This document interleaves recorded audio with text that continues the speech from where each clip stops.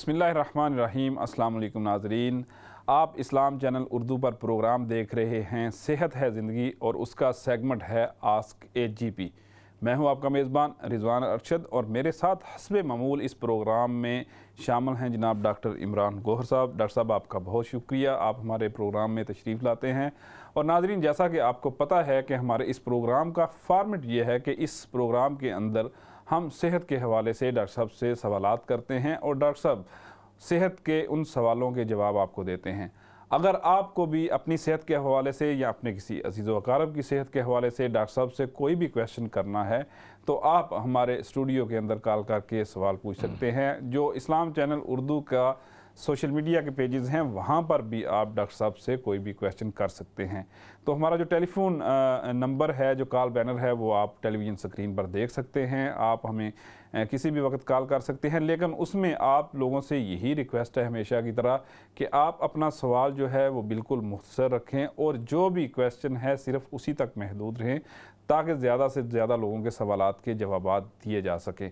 और ये चूँकि एक आगाही का प्रोग्राम है, एक शऊर का प्रोग्राम है, इसलिए आप लोगों से हमेशा की तरह ये भी दरख्वास्त है कि आप इस प्रोग्राम का जो फॉर्मेट है उसमें सेहत के अमूर को ही हम डिस्कस करते हैं, तो सवालात भी सेहत के हवाले से ही करें तो मुनासिब रहेगा। तो प्रोग्राम में आगे बढ़ते हैं और डॉक्टर साहब से पूछते हैं कि इस वक्त गवर्नमेंट ने ये कहा है कि जो 18 साल तक के लोग हैं वो भी कोविड की जो वैक्सीनेशन है वो करवा सकते हैं। बहुत ज़्यादा हब सेंटर बनाए गए हैं जहां पर वो बग़ैर किसी अपॉइंटमेंट के या बग़ैर किसी बुकिंग के जा सकते हैं। तो डॉक्टर साहब से पूछते हैं कि इस वक्त क्या अदाद व शुमार हैं, कितने लोग जो है मुस्तफ़ीद हो चुके हैं और कितने लोगों को अभी ये वैक्सीनेशन लगना बाकी है, और आजकल इस वक्त अमूमी तौर पर क्या हालात हैं, क्योंकि जो इंडियन वेरिएंट है और कुछ और भी वेरिएंट इंडिकेशन दी जा रही है वो आपको डॉक्टर साहब रखते हैं। जी डॉक्टर साहब, इस वक्त अभी 18 साल से ज़्यादा जो 18 साल तक की एज के जो लोग हैं, गवर्नमेंट ने उनको कहा है कि आप भी वॉक इन सेंटर के अंदर आए विदाउट एनी बुकिंग आप जाके लगवा सकते हैं। तो ये चीज़ कितनी अहम है या कितनी मुस्बत है और इससे कितने लोग जो है इंशाल्लाह मुस्तफ़ीद हो जाएंगे? जी, थैंक यू। देखिए, it's another step towards vaccinating the whole population.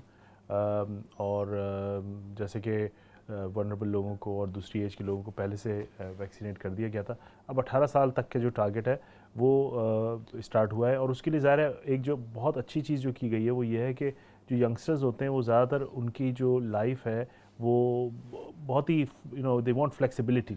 तो उसके लिए जो है वो उन्होंने ओपन सेंटर्स बनाए हैं, यानी कि वो किसी वक्त भी कहीं भी जाके वैक्सीनेशन लगवा सकते हैं। It just encourages them to go anywhere any time they want, क्योंकि ज़ाहिर है बुकिंग का सिलसिला और जीपी के पास जाना जो यंगस्टर्स होते हैं वो अक्सर जो है वो उनके लिए थोड़ा सा इशू होता है। तो आई थिंक इस लिहाज से एक बहुत अच्छा इक़दाम है वॉक इन सेंटर टाइप का सेटअप। ज़ाहिर है हर जगह तो ये अभी नहीं हुआ है, और लेकिन I am sure in few coming weeks time ये जो चीज़ है ये मज़ीद बेहतर होगी। तो बेसिकली पैगाम जो भी यंगस्टर्स हैं उनसे यही है कि डिले ना करें, क्योंकि एक जो बहुत ज़्यादा मिथ है वो ये है कि जो यंगस्टर्स हैं उनको कोविड नहीं होता, या होता है तो उनको कोई मसला नहीं होता। तो उसके लिए मैं एक ये चीज़ बता दूं कि बहुत सारे हॉस्पिटल एडमिशन्स जो पिछले 1 या 2 महीने में हुए हैं उसमें यंगस्टर्स की तादाद बहुत ज़्यादा थी। तो बेशक यानी कि इस वक्त अमवात वगैरह कम है, लेकिन ये ना समझें कि ये चीज़ चली गई है, और यंगस्टर्स को भी उसी तरह वैक्सीनेट और अपने आप को प्रोटेक्ट करने की ज़रूरत है जैसे कि बड़ी उम्र के लोगों को है। तो मेरा पैगाम यही है कि जाएं, वैक्सीनेशन कराएं, और अगर कोई प्रॉब्लम आती है तो वेबसाइट्स पे डिफरेंट जगहों के सेंटर्स के नाम लिखे हुए हैं जहाँ पे open kind of surgeries are held and they can go there.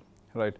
अच्छा डॉक्टर साहब, अभी जैसा कि आप बता रहे हैं कि यंगस्टर को जाना चाहिए, डेल्टा वेरिएंट जो है ना उसने भी काफ़ी ज़्यादा इफ़ेक्ट किया, मतलब वहाँ से ये ट्रैवल किया। अच्छा, इसके साथ साथ अभी जो मुआशरे के अंदर एक और चीज़ देखने को मिल रही है कि जब आप किसी जगह पर जाते हैं, किसी भी इंस्टीट्यूट के अंदर ख़ास तौर पर जहाँ आप काम कर रहे हैं, तो उमूमी तौर पर आपके कोलीग्स आपसे पूछते हैं कि आर यू वैक्सीनेटेड। तो ये भी मेरा ख्याल है एक इम्पैक्ट पड़ेगा सोसाइटी के अंदर कि जब आपको पूछा जाएगा कि भाई आपकी वैक्सीनेशन हो गई है या नहीं हुई। यानी वो भी एक इनकरेजमेंट का सेगमेंट ही आता है कि अगर आपकी नहीं हुई तो आपको थोड़ा सा फील होगा कि यार ये हम किस जगह पर आ गए हैं कि जहाँ लोग जो है ना ऑलरेडी सारे वैक्सीनेटेड हैं और हम नहीं हैं। तो ये भी मेरा ख्याल है एक अच्छा स्टेप है जब लोग आपसे बिल्कुल एक तरह से लोगों को थोड़ा सा अवेयर करने की ज़रूरत है कि आप वैक्सीनेशन जो है वो आपको करानी चाहिए। और इसके लिए आई थिंक जब माशरे में ज़्यादातर लोग वैक्सीनेट हो जाएंगे तो जो लोग नहीं करवा रहे हैं विदाउट एनी रीज़न, मैं ये कह रहा हूँ, एक तो कुछ लोगों को रीज़न है कि उनको समझे सिवियर एलर्जी है या कोई और इशू है इस तरह का जिसमें कि genuinely they can't have vaccination, तो उनके तो खैर कोई ऐसी बात नहीं कह सकते। लेकिन जो लोग जानते बूझते इसको अवॉइड कर रहे हैं या उनके कोई मिथ्स हैं या कोई प्रॉब्लम है इसकी जहन में उनके इससे मुताल्लिक़, तो यकीनन अगर आप जब बातें करते हैं, दोस्त यार लगाते हैं, फैमिली में लोग लगाते हैं, तो उससे ऑब्वियसली एक इनकरेजमेंट तो ज़रूर मिलती है। बात यह है कि इस वक्त और पूरे साल और पूरे 1.5 साल हो गए तकरीबन, अब तो हमने जो हाल देखा है पूरी दुनिया का वो हम नहीं चाहते कि दोबारा हो। और क़ुव्वत मुदाफ़ियत यानी कि आपकी अपनी immunity through vaccination seems to be the only way out of it. Otherwise डर ये होता है कि कोई नया वेरिएंट आएगा और वो अफेक्ट करेगा। ख़ास के जो लोग के एडमिशन्स अभी हुए हैं हॉस्पिटल में वो ज़्यादातर लोग वही थे जिनको वैक्सीनेशन नहीं लगी है, specially with delta variant. So specially south east Asian community में, मुस्लिम कम्युनिटी में, I think people need to encourage each other to go and get vaccination. बहुत ज़्यादा सोशल मीडिया पे हम हमेशा बात करते हैं, बहुत सारी मिथ्स, बहुत सारी वीडियोज़ आ रही हैं, तो उनको basically I can only discourage that and advise them to go and get yourself and your family members vaccinated. Obviously थोड़ी बहुत इश्यूज़ या साइड इफ़ेक्ट किसी भी दवाई के हो सकते हैं, वो शायद हो सकता है कुछ लोगों को हो जाए, लेकिन overall it's a necessity at the moment. तो डॉक्टर साहब एक क्वेश्चन अभी हमें आया था हमारे सोशल मीडिया पेज के ऊपर कि एक फैमिली की तरफ से कि उनकी फैमिली में से एक मेंबर है, he is just like 21 years old, तो उसकी बॉडी के ऊपर वो जिस तरह दाने होते हैं वो हैं, लेकिन वो मुस्तकिल तौर पर हैं और उसके वो दाग बन चुके हैं जिसको ब्लैक स्पॉट आप कह लें। जेनेटिकली नहीं है मामला, किसी और फैमिली मेम्बर के अंदर भी नहीं है, और उन्होंने अपनी सारी ट्रीटमेंट करवाई है, लेकिन अभी तक ना तो वो शायद जा रहे हैं और जाने का नाम भी नहीं ले रहे, तो उसका कोई हल हो सकता है? देखिए, स्किन कंडीशंस के लिए तो मैं इस वक्त एक जनरल एडवाइस देना टीवी पे या बहुत मुश्किल होता है। इसके लिए इंस्पेक्शन करना ज़रूरी है, या तो आप विजुअली स्किन लीजन को देख लें, या उनका डायग्नोसिस बन चुका हो तो वो अगर नाम मुझे बताएं तो शायद मैं उस पर थोड़ी सी रोशनी डाल सकता हूँ। सिर्फ ये कि दाग हैं या धब्बे हैं उसमें रखना बोलना बहुत मुश्किल है। I think again my advice would be to go and speak to your doctor, show these lesions, take a picture. आजकल तो पिक्चर लेके ही भेज सकते हैं अपने डॉक्टर को, वो भी आपको बता सकता है। Even there are certain dermatological clinics online आजकल तो अवेलेबल है जिनको आप पिक्चर्स भेज सकते हैं। तो कोविड ने एक चीज़ ज़रूर की है कि people have started thinking laterally, meaning ये कि अब different way of working हो चुका है। हमारे यहाँ बहुत सारे जो मसाइल हैं वो वीडियो कंसल्टेशन से हम हल कर लेते हैं। बहुत सारी चीज़ों में तस्वीरें आ जाती हैं, for example just to reduce the traffic and reduce the infectivity. तो पेशेंट्स जो है वो तस्वीर भेज देते हैं। Patient have a busy lifestyle let's say, और उसको कोई स्किन में रैश हो जाता है तो उसको जीपी सर्जरी के पास आने की ज़रूरत नहीं है, वो तस्वीर लेता है, वो भेज देता है, हम अपॉइंटमेंट बनाते हैं, उसको बता देते हैं भाई ये इस तरह का है और इसको क्या क्या करना है। तो कोविड में ज़ाहिर मसाइल भी आए हैं, लेकिन उसके कुछ I think we will have a different way of working in the future as well, जो कि मे बी मोर कन्वीनियंट है। तो इस पूरे पेंडेमिक से हमें कुछ सीखना भी चाहिए और अपने आप को बेहतर करना चाहिए, डॉक्टर्स को भी और पेशेंट्स को भी। डॉक्टर साहब अभी चले हमारे पास कॉल है, फिर उसके बाद मैं आपको मेरे जहन में जो क्वेश्चन था वो मैं दोबारा आप करूँगा, लेकिन अभी हम अपने कॉलर से बात करते हैं। जी अस्सलाम वालेकुम। वालेकुम अस्सलाम। जी मेरा सवाल है कि मैं मैनचेस्टर में रहती हूँ, हमें कोविड हो गया। जी जी। लेकिन अब बच्चे हैं, हमारे पास 3 बाथरूम है, लेकिन वो ट्राई टू अंडरस्टैंड नहीं कर रहे कि क्या करें, हमें क्या करना चाहिए। अभी आपको एक्टिवली कोविड हुआ हुआ है सबको? जी। कब से हुआ है? 4 दिन हुए, थर्सडे को हुआ है। Everybody is infected? जी 5 है हम। हाँ जी, सब इन्फेक्टेड है। और एज ग्रुप क्या है? 16 ईयर्स है और 13 और 8, और मैं हूँ, मेरी 40 है। तो जो फैमिली में जितने लोग रहते हैं सबको हो गया है? जी। अच्छा ठीक है ठीक है ठीक है जी, मैं बताता हूँ। ओके जी डॉक्टर साहब आपको इस हवाले से बताते हैं, गाइड करते हैं। आप प्लीज़ ये इनका आंसर सुने और फिर उसी के मुताबिक अमल करें। Very good question actually, because I think इस तरह की सिचुएशन में जब सारे ही फैमिली को कोविड हो चुका है तो बहुत मुश्किल है सेल्फ आइसोलेट करना। और स्पेशली इस एज के बच्चों के लिए तो मैं यही बात करूँगा कि ज़ाहिर है आप इतना स्ट्रिक्टली तो अब मतलब सबको कोविड तो ऑलरेडी हो ही चुका है, तो इन्फेक्टिविटी आप तो बहुत ज़्यादा वो नहीं कर सकते, लेकिन हाँ बाथरूम अगर कम है तो मैं एक प्रैक्टिकल जवाब मेरा यही होगा कि I think you should just try to isolate each other as much as you can, but obviously इस कंट्री में तो ज़ाहिर है इतने बाथरूम तो होते नहीं हैं, तो ज़ाहिर है आप you have to use the bathroom, so I think you just use the bathroom as needed, but इससे ज़्यादा आइसोलेशन आप नहीं कर पाएंगे, तो मेरा नहीं ख्याल को इस gonna make a huge difference, जबकि आप लोग एक घर में रह रहे हैं और इस एज के बच्चे हैं, जो आप सोते हैं या इस तरह की चीज़ें उसमें थोड़ा सा ख्याल रख लें, थोड़ा सा अलग सोएं, और बेसिकली बाथरूम वगैरह के लिए तो आपके पास मेरा नहीं ख्याल कोई और चॉइस है, just make sure hand hygiene और क्लींजिंग और ये सब करते हैं ना, लेकिन जब सबको हो चुका है कोविड तो आई थिंक चीज़ें सैनिटाइज कर लें, इतना परेशान होने की ज़रूरत की जो नहीं है। सीट्स वगैरह हैं उस तरह, राइट। डॉक्टर साहब एक और कॉलर है हमारे साथ, उनसे भी बात करते हैं कि उनसे पूछते हैं कि उनका क्या क्वेश्चन है। जी अस्सलाम वालेकुम। वालेकुम सलाम जी। जी मैंने अर्ज ये करना है कि मेरे भाई के बेटे की शादी ये 25 को है जी, और उसको कोरोना हो गया हुआ है, और फ्राइडे को उसको 12 दिन होने हैं, क्योंकि उसको 2 वीक के लिए करतीना में भेजा हुआ है, तो क्या एहतियाती तदाबीर करनी चाहिए? क्या शादी पोस्टपोन कर देनी चाहिए, या जिन्होंने शादी पे हम फर्ज करो मैं नहीं जाना हो तो क्या एहतियाती तदाबीर करनी चाहिए? उसकी जो उसको इन्फेक्शन का हुआ कब था, कब डायग्नोज हुआ, कब हुआ है? ये उसको ना आज 10 दिन हो गए। अच्छा 10 दिन क्वारंटाइन में 10 दिन हो गए। हाँ 10 दिन हो गए, तो 2 वीक के लिए करना है, और उसके बड़े भाई को हुआ है, वो कहीं और रहता है, दोनों एक घर में नहीं है, उसको भी हुआ है, उसको जरा ज्यादा किस्म का हुआ है, इसको जरा थोड़ा हुआ है, लेकिन शादी वो सब कुछ उन्होंने कराया हुआ है, वो लोग तो 30 होने हैं, ज्यादा तो नहीं होने, लेकिन फिर भी कुछ एहतियाती तदाबीर बता दे, क्या पोस्टपोन होना चाहिए या क्या करना चाहिए? देखिए बड़ी जी हाँ जी डॉक्टर साहब हमारे साथ 2 कॉलर और हैं, उनसे भी बात कर लेते हैं, फिर मेरा ख्याल है बेहतर यही है कि आप फिर कलेक्टिवली सबका आंसर कर दें। जी अस्सलाम वालेकुम। अभी हम अपने अगले कॉलर से बात करते हैं। जी अस्सलाम वालेकुम। जी बोलिए, डॉक्टर साहब आपको सुन रहे हैं। हेलो डॉक्टर साहब, जी अस्सलाम वालेकुम। अस्सलाम वालेकुम। अस्सलाम वालेकुम। मेरा नाम दर्शन भट्टी है। जी जी जी जी मेरा नाम दर्शन भट्टी है। जी जी मैं सुन रहा हूँ। मैं ना मैं पहले जितनी बार भी आपको फोन किया, आपने मेरे को इतनी अच्छी एडवाइस दी, इतनी अच्छी एडवाइस, मेरे को बहुत फायदा हुआ। तो लास्ट टाइम मैंने शायद आपको फोन किया था कि मेरे नाक से रेशा गिरती है, जो ग्लैंड्स नेक्स है ना, जी जी। तो आपने बोला था कि आप ऐसा करो भी ये दवा ये छोड़ दो, स्प्रे में छोड़ दिया, लेकिन फिर नहीं हुआ। आपको फिर मैं फोन किया, आप बोला कि डॉक्टर से बात करो और नाक में कैमरा डालकर ना देखेंगे आपको।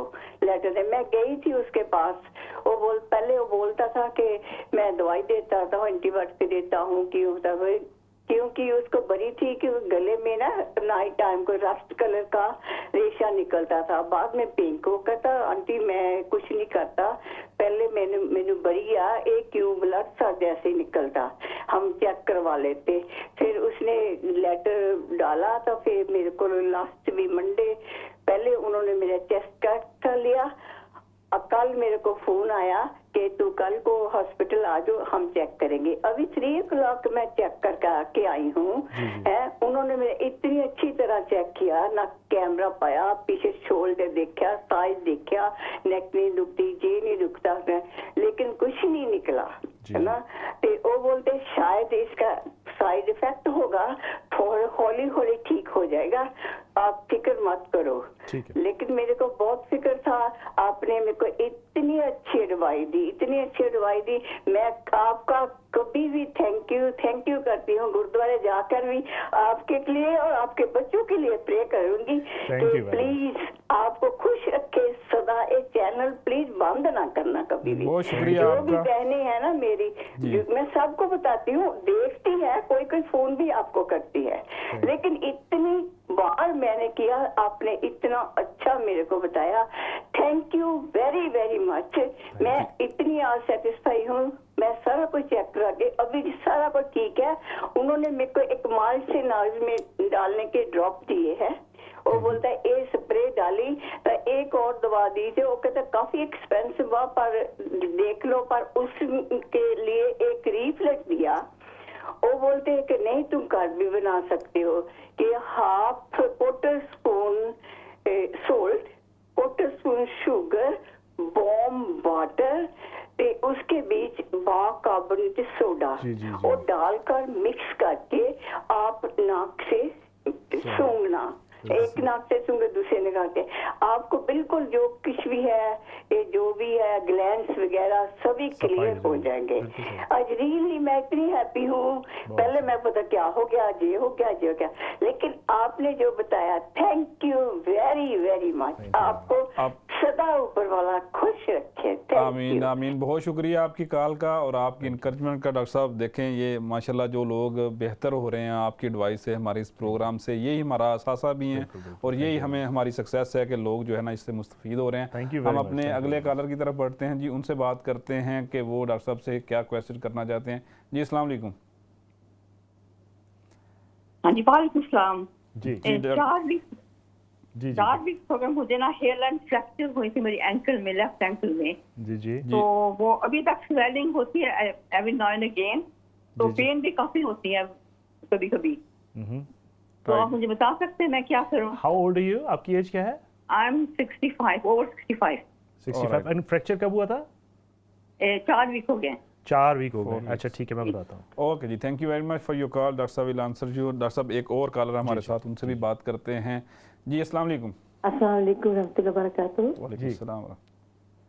जी बोले, सवाल करें। जी डॉक्टर, मैंने ये कहना था कि मैं डायबिटिक भी हूँ और मेरा नाम फातिमा है और मुझे ब्लड प्रेशर का 1 महीने से बहुत सीरियसली, बल्कि 1 महीने से ज़्यादा हो गया, बहुत ज़्यादा प्रॉब्लम हुआ है कि बहुत ज़्यादा हाई ब्लड प्रेशर रहता है। मुझे डॉक्टर ने दी तो हैं दवाइयाँ और वो हाई उनकी डोज बढ़ाते जाते हैं हर दफ़ा, हर दूसरे तीसरे वीक, मगर मतलब थोड़ा सा कम हो जाता है, फिर 235 ओवर 144 इस तरह से चला जाता है ना बार बार ये मेरा ब्लड प्रेशर, और किसी तरह कंट्रोल नहीं हो रहा। और अब ये हो रहा है कि मेरे दिल का ये हाल हो गया कि जब थोड़ा सा भी मैं चलती हूँ तो सांस चढ़ने लग जाता है, सीढ़ियों पे जाती हूँ तो बहुत सांस चढ़ता है और दिल में भी जैसे लगता है जैसे घुटन सी महसूस हो रही है, बाजू में भी दर्द शुरू हो गया, बल्कि सर में लेफ्ट साइड पे ऐसे होता है जैसे बर्निंग सी हो रही है, और कभी कभी पिंस एंड नीडल भी होती हैं और टांगों में भी पिंस एंड नीडल होनी होगी है और कांस्टेंट मुझे हेडेक भी रहने लग गया है ना।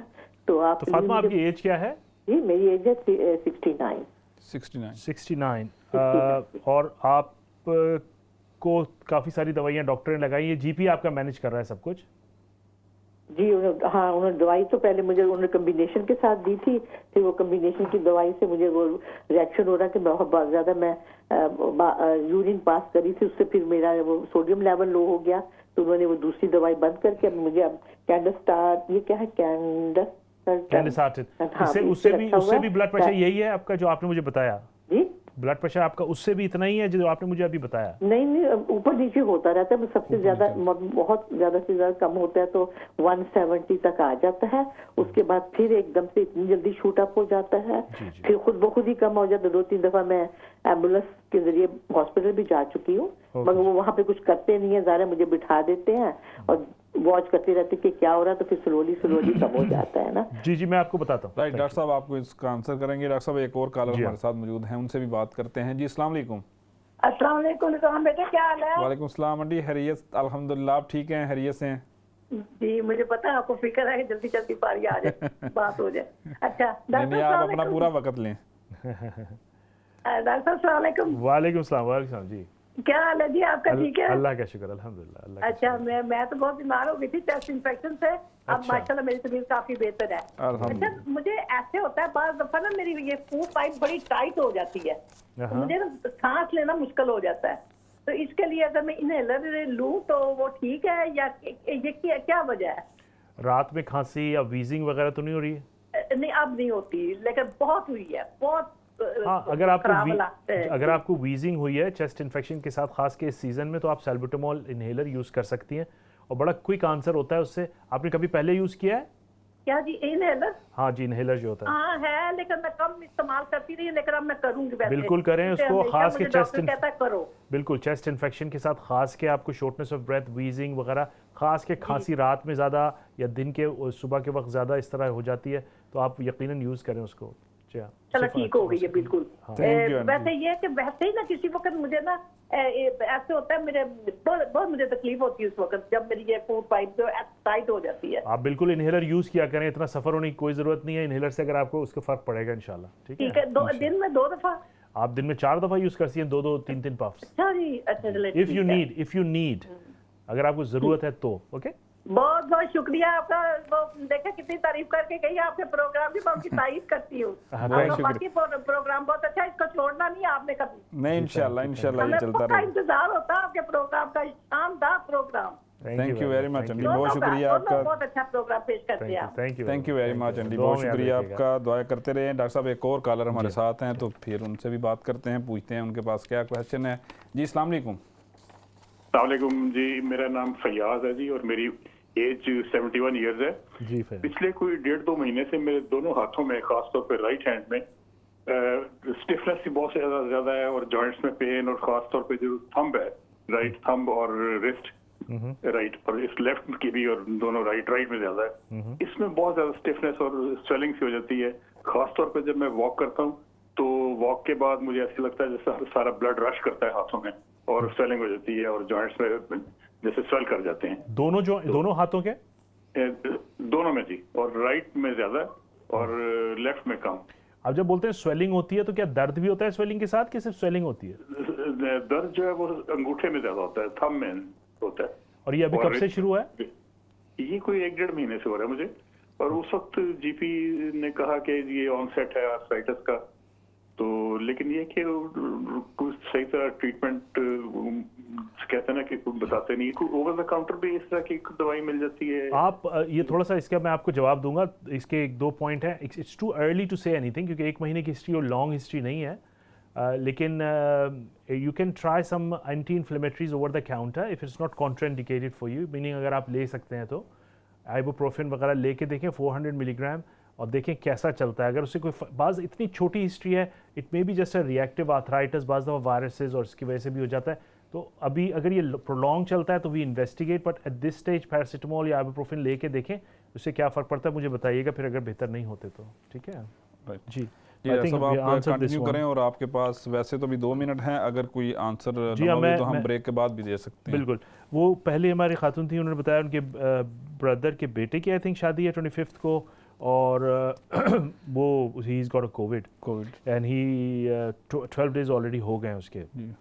जाहिर है एक फैमिली में किसी को अगर कोविड हो जाए शादी में, it's a big issue actually, उसकी अपनी शादी है, उसकी अपनी एग्जैक्टली, कांट इवन गो।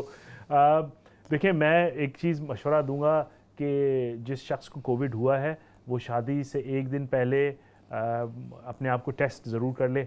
आजकल तो टेस्ट बहुत इजीली अवेलेबल है कि इफ़ ही इज़ नेगेटिव और नॉट, इंशाल्लाह 90% चांसेस हैं कि he will be negative, but he may not B.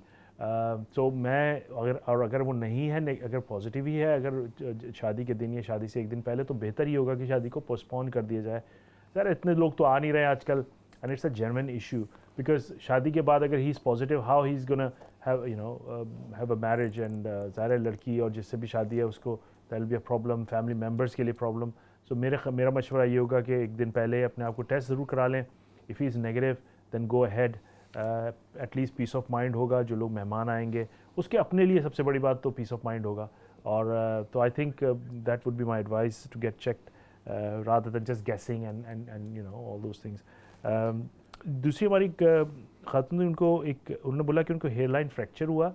She 65 years of age, 4 weeks ago, still having swelling, and बिल्कुल 5-6 week is nothing for fracture healing process, especially in your lower limbs, यानी कि पाँव की जो healing है fracture के बाद वो ज़्यादा टाइम लेती है बनिस्बत हाथों के। तो 4 वीक कुछ भी नहीं है, आपको रेस्ट करना चाहिए, फिजियोथेरेपी और फ्रैक्चर क्लीनिंग में जो भी आपके फॉलोअप्स हैं उनको लेना चाहिए। तो 4 week is nothing, it will take at least, मैं समझता हूँ पूरे चीज़ों को होने में 2-3 महीने लग जाएंगे।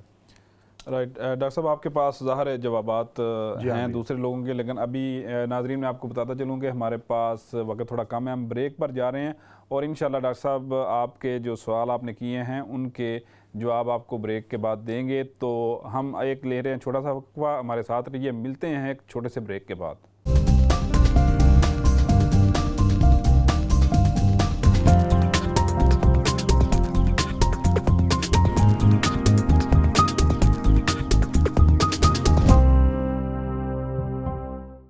नाज़रीन, ब्रेक के बाद मैं प्रोग्राम में आपको दोबारा खुशामदीद कहता हूं। आपने ब्रेक पर जाने से पहले सवालात किए डॉक्टर साहब से, और अभी भी आप क्वेश्चन कर सकते हैं सेहत के हवाले से, हेल्थ के हवाले से, अपने लिए, अपने अज़ीज़-ओ-क़ारब के लिए, और कोविड के हवाले से भी आप डॉक्टर इमरान गौहर साहब से क्वेश्चन कर सकते हैं। जो हमारा स्टूडियो का टेलीफोन नंबर है वो कॉल बैनर आप टीवी स्क्रीन के ऊपर देख सकते हैं। तो जो भी क्वेश्चन हो, स्पेसिफिक क्वेश्चन हेल्थ के हवाले से आप करें, डॉक्टर साहब इंशाल्लाह आपको उस हवाले से भरपूर अंदाज के अंदर एडवाइस करेंगे। तो डॉक्टर साहब, आपके पास कुछ क्वेश्चन थे जो लोगों ने किए थे ब्रेक पर जाने से पहले, तो जो रह गए हैं जिनके जवाब देने, प्लीज़ आप हमारे नाज़रीन को उनके आंसर कर दीजिए ताकि वो आपसे, आपकी एडवाइस से मुस्तफ़ीद हो सके। जी हाँ, एक क्वेश्चन जो रह गया सही डिटेल में बात करना, वो था फातिमा का। उन्होंने बताया कि उनको हाई ब्लड प्रेशर का प्रॉब्लम है और वो जो ब्लड प्रेशर है वो बहुत ज़्यादा हाई रहता है, मुख्तलिफ दवाइयाँ भी की हैं, सही होता है फिर ख़राब हो जाता है। आई थिंक जो ब्लड प्रेशर उन्होंने एक दो रीडिंग जो मुझे बताई वो तो वाकई काफ़ी हाई हैं, और अगर फ़र्ज़ कीजिए कि ब्लड प्रेशर नीचे आता है फिर इस तरह ऊपर चला जाता है तो इट्स क्वाइट डेंजरस। उसके लिए मैं आपको मशवरा ये दूंगा कि अगर दवाइयों से और जनरल प्रैक्टिस के लेवल पे अगर वो चीज़ सही नहीं हो रही है तो I think you may need a referral. आपका पूरा आई मीन एटलीस्ट आपकी जो इन्वेस्टिगेशंस हैं वो जनरल प्रैक्टिस में ही कुछ हो जानी चाहिए, लाइक चेस्ट एक्सरेज, आपके फुल टाइम ब्लड टेस्ट वगैरह की अपडेट होना, हार्ट फेलियर के टेस्ट होते हैं, प्रो-BNP वगैरह वो करवा लें।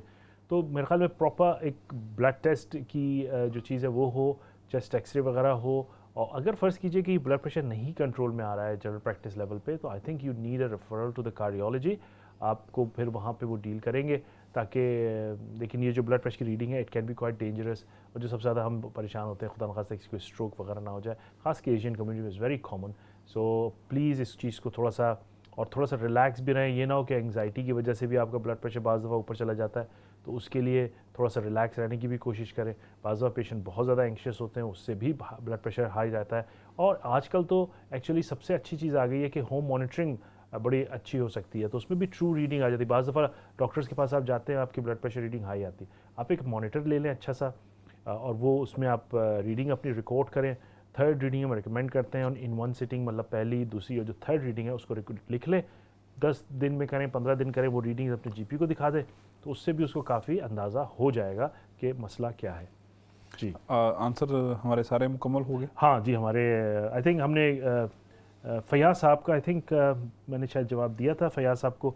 फयाज साहब ने बताया कि उनके जोड़ों में दर्द शुरू हो गया है और फॉर 1 मंथ हाथ का। जी हाँ, आई थिंक मैंने उनको बता दिया था कि आई थिंक क्योंकि 1 महीने की हिस्ट्री जो है ना वो बहुत छोटी हिस्ट्री है, शॉर्ट हिस्ट्री है, तो उसके लिए आई थिंक रिएक्टिव आर्थराइटिस या इस तरह की कुछ चीज़ हो सकती है, तो इतना परेशान होने की ज़रूरत नहीं है। अगर ही इज़ ओके अदरवाइज़ तो I think he can try some over the counter medications वगैरह लें। और इसके अलावा देखें कि हाँ, बाज़ दफ़ा ये होता है कि काम की वजह से भी हो जाता है। अगर फ़र्ज़ कीजिए कोई मैनुअल जॉब करता है, टेस्को में टिल पे है, या फिज़िकल कोई हाई का एक टाइप ऑफ जॉब है, ड्राइविंग है, इस तरह की चीज़ों से बाज़ दफ़ा पोस्चर की वजह से, बहुत सारी चीज़ों की वजह से भी को कंटिन्यूसली को फिजिकल रिपीटेटिव स्ट्रेन की वजह से भी हो जाता है। राइट डॉक्टर साहब, हमारे साथ एक और कॉलर मौजूद हैं, हम उनसे पूछते हैं कि वो आपसे क्या सवाल करना चाहते हैं। जी अस्सलाम वालेकुम। जी अस्सलाम वालेकुम। जी अस्सलाम वालेकुम। वालेकुम सलाम।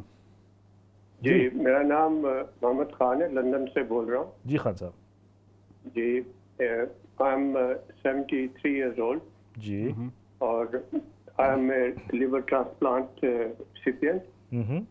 तो मेरे जो 2 डोजेस हो चुकी हैं एस्ट्राजेनेका की, सेकंड डोज थी 23 अप्रैल दिस ईयर। जी। अभी रिसेंटली मैंने टेस्ट किया था कोविड एंटीबॉडीज का, सो दे केम negative. Okay.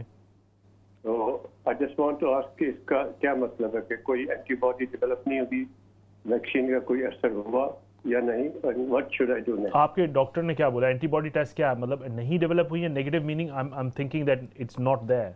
Antibodies are not there. Antibodies are not there. हाँ, तो ये बिल्कुल ये होता है और ये काफ़ी लोगों को हुआ है ये मसला। ये मैं आपको बताता हूँ। डॉक्टर साहब आपको इसके हवाले से हाँ सब तफसील के साथ जो है नाम बताते हैं। डॉक्टर साहब एक कॉलर और है, उनसे भी क्वेश्चन ले लेते हैं, फिर आप इकट्ठे आंसर कीजिएगा। जी अस्सलाम वालेकुम।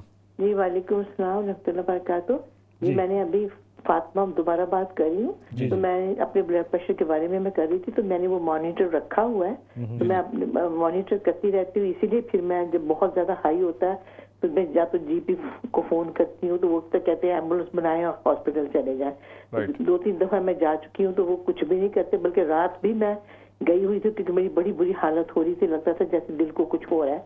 तो उन्होंने ईसीजी किया, तो क्योंकि मैं डायबिटिक भी हूँ, तो कुछ डॉक्टर मुझे कहते हैं कि ईसीजी जो है ना, आपका ऑथेंटिक रिजल्ट नहीं होता है कि दिल के साथ क्या चल रहा है ना, तो उनको फर्दर टेस्ट करने चाहिए। मगर कल उन्होंने इतना कुछ नहीं किया, तो वो सीरियसली मुझे लगा कि ना मुझे डॉक्टर सीरियसली ले नहीं दे रहे कि इस बात से चीज मेरे दिल को इफेक्ट हो रही है। कभी कभी वो सोचते हैं you are worrying too much, तो फिर वो इस तरह कर रहे हैं ना। लेकिन मुझे रियली फील होता है जैसे मेरी इंसान को अपनी बॉडी का पता होता है कि there is definitely something going on. तो अगर जीपी अटेंशन नहीं दे रहे, हॉस्पिटल वाले भी नहीं पिक कर पा रहे, तो फिर आप क्या मशवरा देंगे? मेरे ख्याल में देखिए, मैं इसके बारे में क्विकली एक चीज़ बोलूँगा कि A&E में जब आप जाते हैं तो A&E इमरजेंसी सर्विस होती है। बहुत सारी चीज़ें वो एक्यूटली चेक कर रहे होते हैं आपकी कि एक्यूट हार्ट अटैक या इस तरह की कोई चीज़ तो नहीं हुई। तो हो सकता है वो बहुत सारी इन्वेस्टिगेशन A&E में नहीं कर सकते, तो यकीनन हो सकता है एंग्जाइटी का भी एक फैक्टर हो सकता है इसमें। लेकिन मेरा नहीं ख्याल कि इसमें कोई मुज़ायक़ा है कि आप एक नॉर्मल रेफरल करा लें अपने डॉक्टर से कार्डियोलॉजी के पास। और कार्डियोलॉजी जो है वो बहुत सारी इन्वेस्टिगेशन जो होती है वो A&E में नहीं हो सकती, तो वो आपका I think GP he refer कर सकता है। आप अपने जीपी से बोले कि मेरी बात हुई है और उन्होंने बताया, मुझे मशवरा दिया है कि इसको just to be on the safe side, किसी की काबिलियत पे शक नहीं कर रहे हम, लेकिन to be on the safe side, there is no harm in safety netting, right. उनको ये बोलें आप जाकर। डॉक्टर साहब एक और कॉलर हमारे साथ हैं, उनसे उनका क्वेश्चन लेते हैं। जी वो आपसे क्या पूछना चाहते हैं? अस्सलाम वालेकुम। जी अस्सलाम वालेकुम, आपको आवाज़ आ रही है? जी अस्सलाम वालेकुम जनाब, मैं हबीब खान बोल रहा हूँ लंदन से। जी हबीब साहब। अच्छा, मसला ये है कि मेरा कभी कभी ना ये पल्स बड़ा हाई हो जाता है। तो लास्ट 27th लास्ट मंथ मैं हॉस्पिटल गया था, तो उन्होंने मुझे वो बिसोप्रोलोल दिया था।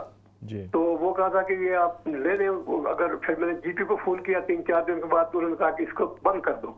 तो अभी ये है कि कभी कभी यानी 5-10 मिनट के लिए 2-3 दिन के बाद फिर हो जाता है, फिर रुक जाता है, फिर हो जाता है। क्या पल्स, क्या रेट है पल्स का? वो तो 144 तक चला जाता है। All the time? नहीं ऑल टाइम नहीं, यानी पहले जब मैं हॉस्पिटल गया था तो उस वक्त 144-154 था। रेस्टिंग पल्स क्या है? घर पे नहीं देखते हैं? नहीं, घर पे है ना। अच्छा, अब ये है कि अब 130 होके कोई आधा घंटा रहता है, नॉट एवरी डे, 2-3-4 दिन के बाद तो फिर ठीक हो जाता है। फिर 56, 57 यानी 60 तक आ जाता है। देखिए, रेस्टिंग पल्स अगर आपकी इसमें है तो ठीक है, लेकिन आपकी एज क्या है? मेरी एज तो 72 है। तो आपको workout, I think you need to get some investigation done as well, ECG वगैरह करवा के, और तमाम चीज़ें जो है ना वो चेक आपको करवाने की ज़रूरत होगी। आपको रेफर किया डॉक्टर ने कभी कार्डियोलॉजी के पास? उन्होंने लेटर तो रखा हुआ है, लेकिन अभी तक डेट नहीं आई। हबीब साहब, you need to see a cardiologist, absolutely. अच्छा, जी, definitely you need to see, just to be on the safe side. जी ख्याल में मेरे कोई गैस वगैरह की प्रॉब्लम भी है, अगर गैस होती है तो फिर ये होता है, तो ऐसे को नहीं, गैस वो ठीक है, वो गैस तो माइनर इशू है, लेकिन ये कि I think just to get your heart check and everything, हम इसको एट्रियल फिब्रिलेशन कहते हैं, जब पल्स जो आपके जो है ना हार्ट की बीटिंग तेज़ हो जाती है, तो वो I think it has to be checked कि इसके लिए प्रॉपर इन्वेस्टिगेशन होती है, इसके प्रॉपर प्रोटोकॉल है। तो मेरे ख्याल में बेहतर है कि आप कार्डियोलॉजी को दिखा लें, जैसे एहतियातन कि कोई और मसला ना हो। अगर खुदा न खास्ता अगर ऐसा होगा तो दवाइयों पर वो लगाएंगे, और you have to take those tablets regularly. तो मेरे ख्याल में इन्वेस्टिगेशन कराना बहुत ज़रूरी है, और इतने कोई ख़तर अभी इतने परेशान मत हों, लेकिन आई थिंक इन्वेस्टिगेट ज़रूर करवा लें। जी हाँ डॉक्टर साहब, आपके पास एक और खान साहब थे, उनका आप आंसर कर दें। जी हाँ, ट्रांसप्लांट का उन्होंने बताया था कि ऑटो, बेशक ये एक बड़ा इशू है इस वक्त। काफ़ी सारे पेशेंट्स जो हैं जो कि इम्यूनोसप्रेसेंट मेडिकेशंस पे हैं, या उनको कोई सीरियस हेल्थ कंडीशन है जो कि आपकी इम्यूनिटी को डाउन करती है, यानी कि लिवर ट्रांसप्लांट, किडनी ट्रांसप्लांट और अदर डिजीज़ लाइक दैट, और उनमें वो क्या करते हैं कि जो हॉस्पिटल वाले हैं वो उनको जैब्स दे के दे चेक देयर इम्यूनिटी। मेरे ख्याल में अगर इम्यूनिटी उनकी नहीं आती है तो they have some kind of plan of action, और लेकिन वो आपके जो रिवल ट्रांसप्लांट के जो लोग हैं वही आपको बताएंगे whether they will give you some booster doses और समथिंग और एक combine vaccination of Covid. Depend करता है आपको कौन सी लगी थी, मुझे याद नहीं आ रहा आपने कौन सी बताई थी, लेकिन AstraZeneca, so they may give you some booster as well, but it's very it is happening, so आप अकेले नहीं है, काफ़ी दूसरे पेशेंट मैं जानता हूँ जो कि इम्यूनोसप्रेसेंट मेडिकेशंस पे थे, उनको कंडीशंस है और उनके साथ ये इशू हुआ है, उनकी इम्यूनिटी डेवलपमेंट में टाइम लगता है, लेकिन आपका जो लिवर ट्रांसप्लांट का यूनिट है that can tell you what to do, maybe you will need a booster dose as well. जी राइट। डॉक्टर साहब एक और कॉलर हमारे साथ मौजूद हैं, उनसे बात करते हैं और उनसे पूछते हैं कि उनके पास क्या क्वेश्चन है। जी अस्सलाम वालेकुम। वालेकुम सलाम, मेरा नाम नुसरत है। मेरे ना गोडों में बहुत दर्द रहता है, मैं इसके बारे में बात करना चाहती हूँ डॉक्टर से। नुसरत जी आपकी बात डॉक्टर साहब सुन रहे हैं, आप डॉक्टर साहब को क्वेश्चन कीजिए। हेलो अस्सलाम वालेकुम डॉक्टर साहब। वालेकुम सलाम, जी बोलें। मैं आपसे ये पूछना चाहती हूँ कि मैं वैसे तो मैं डायबिटिक हूँ जी जी, मेरे 2 हफ्ते हो गए, मेरे गोडों में इतना दर्द है कि मैं खड़ी नहीं हो सकती, जब मैं खड़ी होती हूँ तो मुझे चक्कर से आते हैं, इसकी क्या रीजन है? कहाँ दर्द है? घुटनों में? गुर्दों में? गुर्दों में, किडनीज में? किडनीज में दर्द है? नहीं नो किडनी में नहीं, टांगों के ऊपर जो गोडे जिसको नी सही है, मादरत जी नी में पेन। ओके ठीक है जी, मैं बताता हूँ आपको। और आपकी एज क्या है? सॉरी नुसरत। 55। ओके बिल्कुल मैं बताता हूँ। डॉक्टर साहब इनको आंसर करने से पहले एक और कॉल ले लेते हैं। सबसे पहले तो नुसरत साहब मैं आपसे मादरत करता हूँ कि आपकी को मैं किडनीज कह दिया लेकिन आपका घुटनों का था, तो अभी अगले कॉलर से बात करते हैं। जी अस्सलाम वालेकुम। वालेकुम अस्सलाम। जी डॉक्टर साहब आपको सुन रहे हैं, क्वेश्चन कीजिए। पूछती हूँ कि मेरे एक भाभी उसके छोटी बेटी और उसके दूध अपना दूध पिलाती, वो कोविड की वैक्सीन कर सकती है? दूध पिलाती हैं? हाँ। जी बिल्कुल हो सकता है, बिल्कुल ले सकते हैं। वो कोई पता है कि उसके दूध फिर खुश्क होती? बकवास करता है जो कहता है नहीं कोई ट्रू नहीं है, it's true, she can have a vaccination, don't worry, she can have vaccination. Okay जी ओके जज़ाकल्लाह। थैंक यू जज़ाकल्लाह। अस्सलाम वालेकुम। जी डॉक्टर साहब आपके पास क्वेश्चन जो दो जी नुसरत, सबसे पहले तो ये मिथ जो है ना एक दफ़ा फिर हमारे नाजरीन को बताएं कि जो लोगों ने किस तरह के तोहमात और वहम, ये देखिए अब ये नया एक ये, लेकिन ये चीज़ मुझसे किसी और ने भी पूछी थी कि तो कोई ऐसी कॉन्ट्राइंडिकेशन नहीं है कि आप नहीं पिला दूध अगर आप पिला रहे हैं या प्रेगनेंसी, तो इसमें कोई ऐसी कॉन्ट्राइंडिकेशन नहीं। कॉन्ट्राइंडिकेशन सिर्फ उसमें है कि अगर आपको कोई एलर्जी वगैरह है।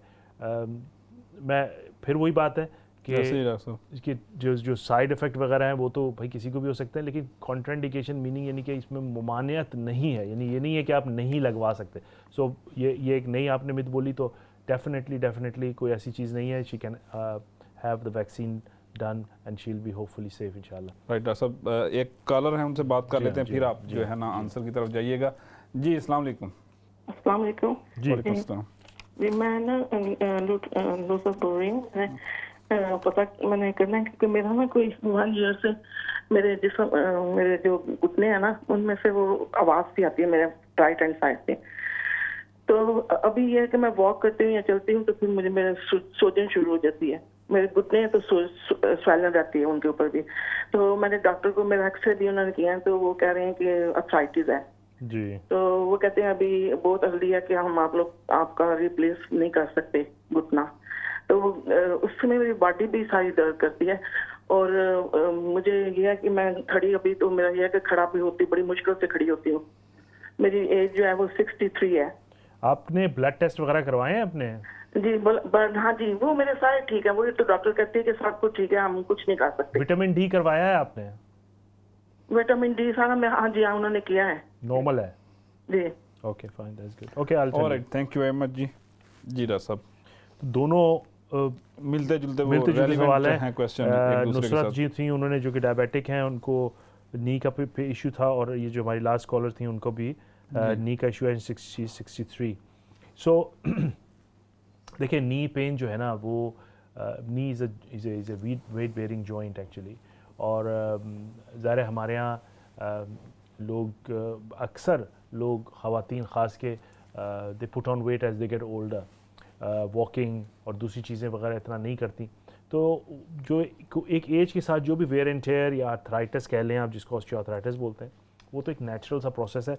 लेकिन हमारे यहाँ ग़िज़ा की कमी की वजह से उसमें जैसे इसी तरह, इसीलिए मैंने लास्ट कॉलर से विटामिन डी का पूछा था, क्योंकि विटामिन डी डिफिशिएंसी से भी बहुत ज़्यादा एक्स एंड पेन्स की कंप्लेंट्स आती हैं, और रैंडम लोग बताएंगे कि डिफरेंट जॉइंट्स में पेन हो रहा है और इस तरह हो रहा है, और बहुत कॉमन है विटामिन डी लो होना। तो मैं तो बल्कि आजकल हर एक को रिकमेंड करता हूँ कि we all should take some vitamin D even over the counter.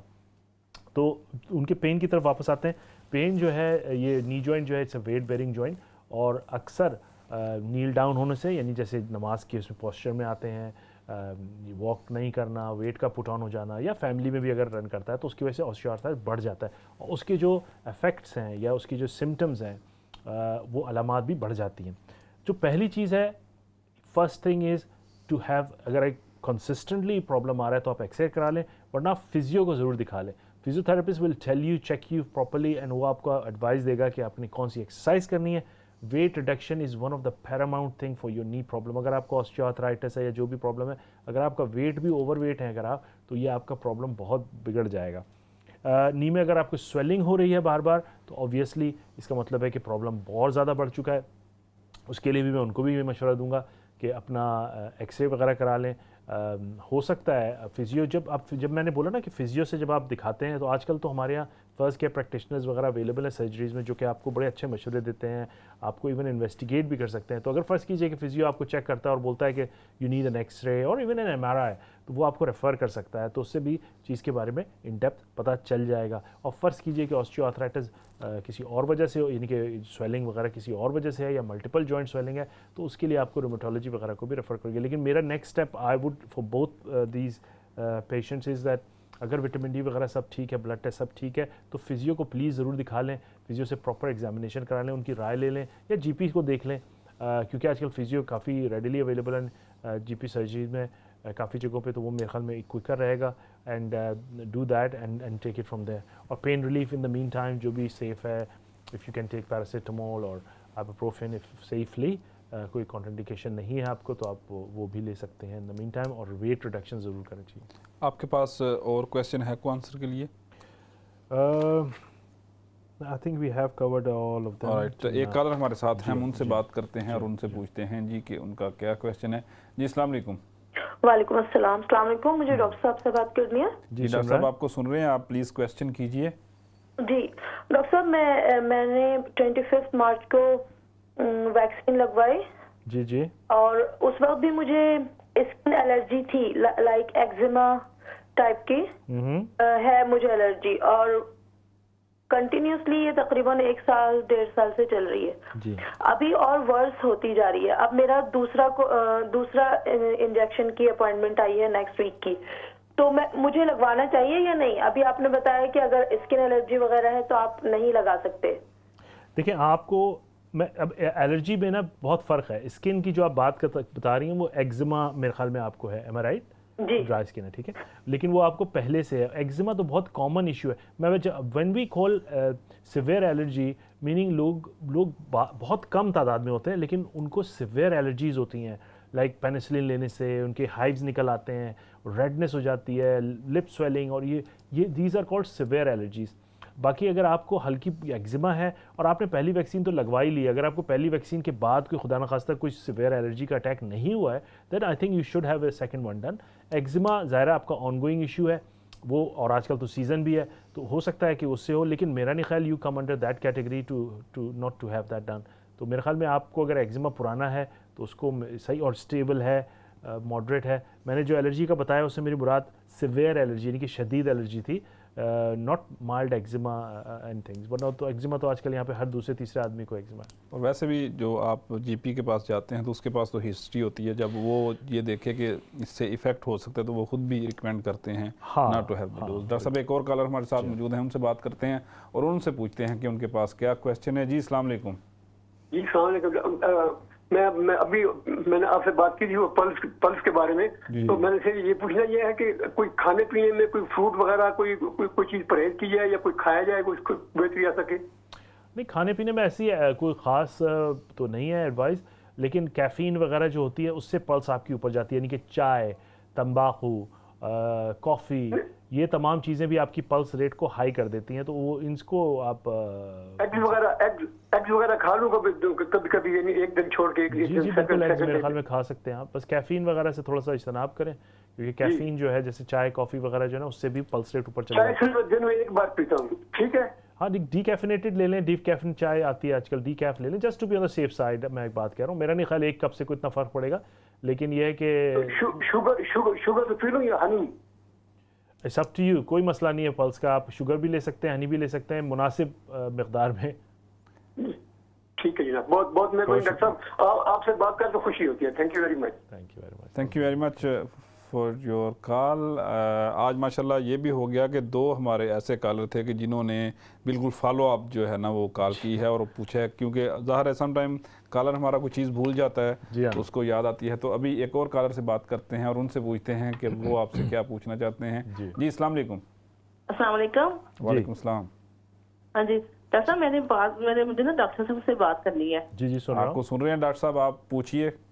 मेरा से ये सवाल है कि मेरा पोता ना 9th मंथ का है, तो उसको ना एलर्जी बहुत ज्यादा, खारिश बहुत होती है। जब से हुआ ना तो मतलब जीपी लेके जा रहे हैं, लोशन वगैरह दे रहे हैं, क्रीमें वगैरह, लेकिन उसको कोई फर्क नहीं पड़ रहा। स्किन एलर्जी है, यू मीन? जी स्किन में खारिश है? खारिश पूरी ड्राई स्किन है, बॉडी पे भी और फेस पे भी। ड्राई स्किन है, स्किन खुश्क है? उसकी ड्राई स्किन है। फैमिली में आपके किसी को ड्राई स्किन है? नहीं, फैमिली में किसी नहीं। उसको साल में भी बहुत खारिश है और पूरी बॉडी में, फेस पे। जी मैं आपको कुछ बातें बताता हूँ, ठीक है जी। Right, he is just 9 month older सब। जी do we have any other? नहीं। पहले हमारे जो कॉलर थे, thank you very much for your compliments. Grandson को, इनके लास्ट हमारी कॉलर थी, उनको पता है कि उसको एलर्जी है, ड्राई स्किन है, we call it atopy, meaning allergy और sensitivity of the skin, very common issue in youngsters आजकल, और इसकी बहुत सारी वजूहत हो सकती हैं। इसीलिए मैंने उनसे फैमिली का पूछा था कि क्या फैमिली में कोई किसी को ड्राई स्किन तो नहीं है। इसके अलावा फैमिली में अगर किसी को एस्मा है, यानी कि दमा है, या हे फीवर का मसला होता है, जो सीजनल एलर्जीज़ होती हैं वो है, या अगर दूसरी कोई सेंसिटिविटी वगैरह होती है, तो उन लोगों में भी ये फैमिली में रन करता है।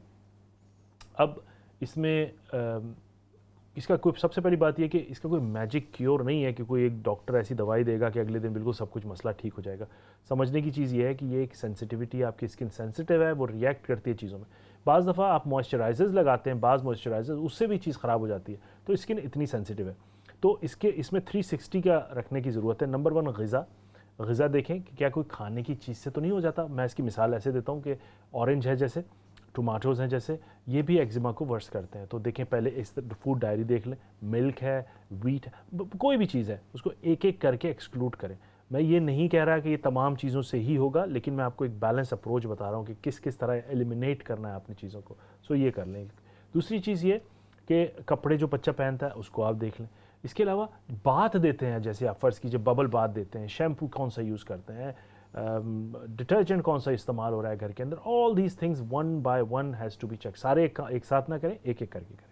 क्योंकि इसकी मिसाल ये है कि फ़र्ज़ कीजिए कि किसी को एक्जिमा है, और अगर आपने उसको बाथ टब में, वॉशिंग अप लिक्विड में कोई ऐसी चीज़ है, या बबल बाथ तो बहुत कॉमनली अक्सर लोगों को रिएक्ट करता है, तो अगर आपको एक्जिमा है और आप वही चीज़ यूज़ कर रहे हैं, तो आप उसका एक्जिमा और ख़राब होगा। तो बेहतर ये है कि उसको भी देखें, पानी का टेम्परेचर क्या है। इसके अलावा जो क्रीमें आप लगा रहे हैं, उनमें कौन सी क्रीम उसको सूट करती है, नहीं करती है, किस वक्त लगानी है, तो तमाम चीज़ें। और एक चीज़ मैं ज़रूर बताऊंगा कि इस तरह अगर किसी बच्चे को इतनी शदीद किस्म की एलर्जी वगैरह हो रही है, तो उसको आप शावर वगैरह में या बाथ में आप कोई भी चीज़ यूज़ ना करें, सिंपल पानी से धोएं, या बाथ की क्रीम्स जो आती हैं, जो भी उसकी स्किन को सूट करती है, उससे वॉश करें, rather than using any kind of chemically और सोप और anything like that, because that will make it worse. तो जो ये जो मैं बताई मैंने आपको कि एक एक चीज़ें करेंगी सुकून के साथ, और फिर जाके शायद यू विल गेट समवेयर। इसके अलावा भी इवन कभी कभी सीजनल, फ़र्ज़ कीजिए जो आजकल हे फीवर का सीज़न चल रहा है, इसमें एक्जिमा वगैरह बहुत ख़राब हो जाता है। तो एक चीज़ इसका आंसर नहीं है। अगर इतनी शदीद एलर्जी है, 1 by 1 सुकून के साथ एक एक चीज़ को एक्सक्लूड करें, प्लान करें और फिर करें, तो आप यू विल गेट समवेयर। इसके अलावा भी अगर बाज़ दफ़ा ये चीज़ ऐसी है कि बिल्कुल ख़त्म नहीं होती, बेहतर हो जाती है फिर आ जाती है, बेहतर हो जाती है फिर आ जाती है, लेकिन स्टेटिस्टिकली इस कंट्री में ज़्यादातर बच्चे जो कि 5 साल की उम्र के होते हैं उनमें इसकी जो शिद्दत है वो काफ़ी हद तक कम हो जाती है। इसीलिए मैं डिटेल में आपको बता रहा हूँ कि समझना ज़रूरी है, रादर देन थिंकिंग कि कोई ऐसी कोई मैजिक चीज़ डॉक्टर देगा वो बिल्कुल ठीक कर देगा, ऐसा नहीं होता। ये चीज़ अप एंड डाउन चलती है। आपकी समझ, आपका समझना चीज़ को, प्रॉब्लम को बहुत ज़रूरी है ताकि आप उसको स्लोली मैनेज कर सकें। राइट। तो डॉक्टर साहब इसमें असल में बात ये भी है कि ज़रूरी नहीं होता कि जब आपको कोई प्रॉब्लम है तो आपने मेडिसिन ले के ही उसको कवर करना है। आप कुछ एहतियाती जो तदाबीर हैं वो करके भी आप उन चीज़ों को जी। और आज हम डॉक्टर साहब हमेशा की तरह अपने नाजरीन का बेहद शुक्रिया अदा करते हैं और ख़ास तौर पर उन लोगों का कि जिन्होंने आज हमें ये बताया कि इस हमारे इस्लाम चैनल उर्दू के सेहत है ज़िंदगी का जो सेगमेंट है आस्क AGP, उससे जो मुस्तफ़ीद हुए हैं और उन लोगों को जो उन्होंने जो नॉलेज था डॉक्टर साहब ने जो उनको दिया था उससे उन लोगों की चीज़ें बेहतर हुई। तो डॉक्टर साहब बहुत शुक्रिया आपका हमारे इस प्रोग्राम का हिस्सा बनने का और लोगों को जो है बताने का सारी चीज़ें। और नाज़रीन आप लोगों का भी बेहद शुक्रिया कि जो आप हमें कॉल करके इनकरेज करते हैं और आपके जो अल्फाज हैं वो हमारे लिए एक कीमती सरमाया है। और इस्लाम चैनल उर्दू की नाज़रीन यही कोशिश रही है कि वो अपनी कम्युनिटी के लिए बेहतर से बेहतर अंदाज के अंदर अपनी खिदमात सर अंजाम दे सके। और मैं उम्मीद करता हूँ कि इंशाअल्लाह जुलाई के पहले संडे के अंदर हम दोबारा आपकी खिदमत में हाज़िर होंगे। तब तक के लिए अपने मेज़बान रिजवान अरशद को इजाज़त दीजिए। अल्लाह निगहबान।